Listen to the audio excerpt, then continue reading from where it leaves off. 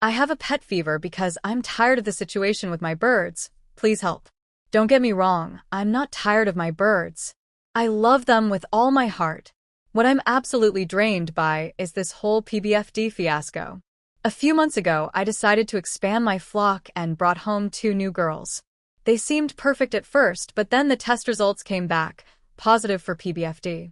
It could be a false positive and I'll be testing them again in 3 months, but for now, I have to assume the worst. The worst part? I accidentally contaminated most of the house before I got the results. Luckily, their room is safe, but now I'm stuck in a daily battle to disinfect everything.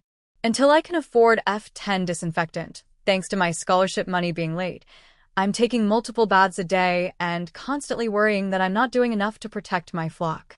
It's exhausting. Every time I look at my original birds, I feel this deep fear that I'm failing them. I'm also terrified of the next test.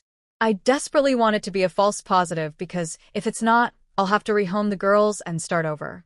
The thought breaks my heart. Lately, I've found myself dreaming about getting a dog. I've always loved dogs and have been planning to get one for years, but I thought it would happen after things with the birds were settled. Still, the idea keeps creeping in.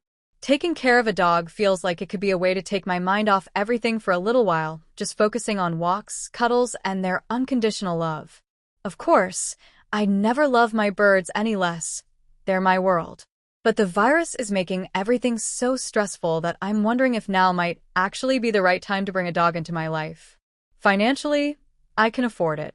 I've planned for this for 6 years. The real question is, would it be responsible?